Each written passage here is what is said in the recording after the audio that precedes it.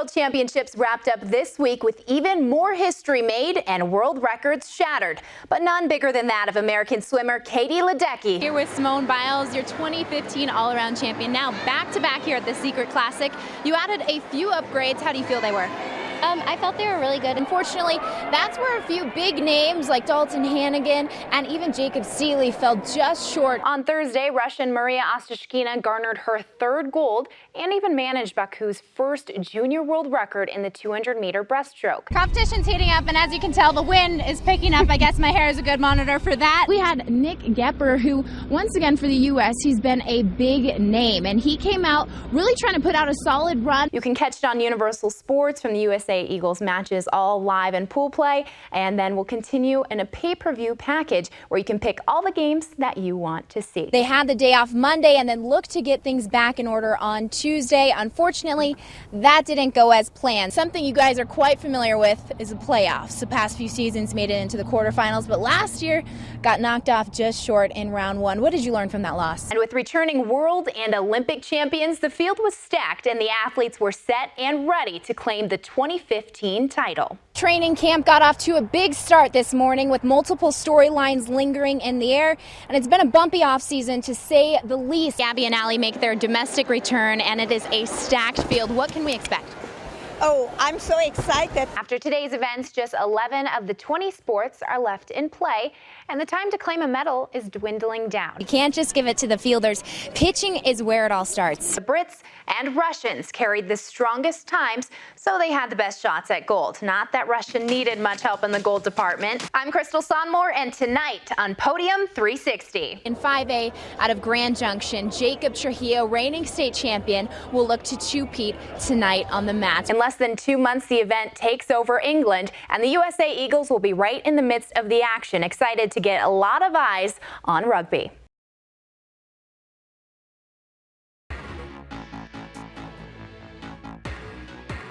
I started racing when I was 15. I fell in love with the kind of the rush of winning and the adrenaline that goes along with descending and being in a pack and gearing up for a sprint and, you know, getting your elbows out, getting a little bit physical.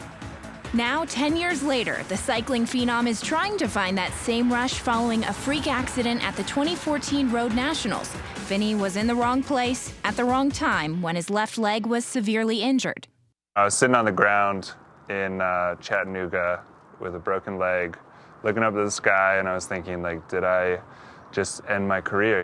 It was a daunting question without many answers for the young cyclist. I've always had the bike to kind of keep me sane, at least since I was 15 or whatever. And so when I had that taken away, you know, and all I could do was sit on the couch and basically watch TV, and, you know, you go through a lot, at least mentally. I just had to start thinking about, you know, what else is out there for me as an athlete. And that's something that you know, you don't think that you have to necessarily think about until you're older, until you're considering retirement. But here I was, you know, 23, and I was like, man, is that it for me? Is my career over? Am I gonna have to do something else now? The thoughts of not being on the bike created a new outlet, painting. I have tried, at least my whole career, to, without even knowing it, tried to bring that creative side out just by riding a bike and just by trying to win races in a cool way.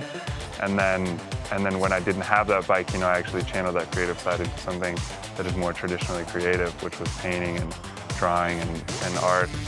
But don't think this two-time national time trial champion and 2014 Tour of Dubai champion is giving up on his first dream of being in the saddle.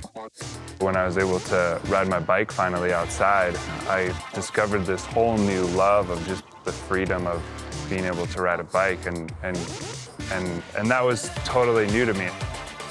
I feel good. I'm having a good time. Got some dirt roads in today.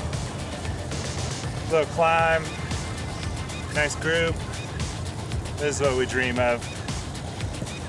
Yeah, this is what we call living the dream. He's in a whole new place, mentally and physically.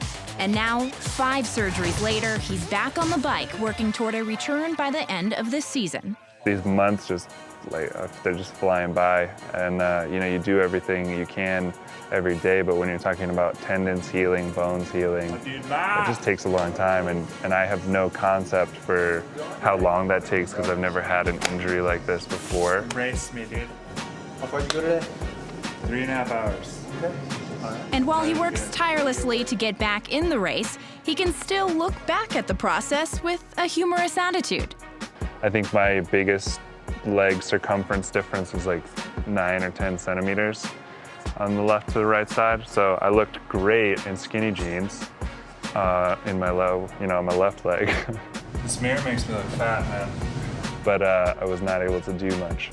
But no matter how he looked in those skinnies, it's been a draining process. And now, nearly 1 year to the day after the injury, Taylor Phinney has his priorities aligned. I'm young. If I come back too soon, I run the risk of just turning this into like a 3, 4, 5 year thing where I come back too soon and then injure myself and then come back too soon and then injure myself. So I have the patience to wait.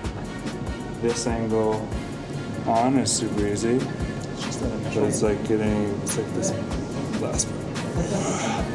I think I'm still a couple months away from racing again, and it's been nice to kind of step back and look at things and really realize what is important to me, at least in the sport of cycling. And I realized that what I love about being able to ride a bike is that I can have those moments where kids are watching and then they go out and they think, hey, I want to do that, or they're training and they're racing their friends and they're like thinking about me or my stage run, and because that's what I did when I was younger, and to realize that you can be that person, that I can be that person for some kid that I don't even know, and inspire people that I don't even know. I think that, that's what I really live for, at least in my sport.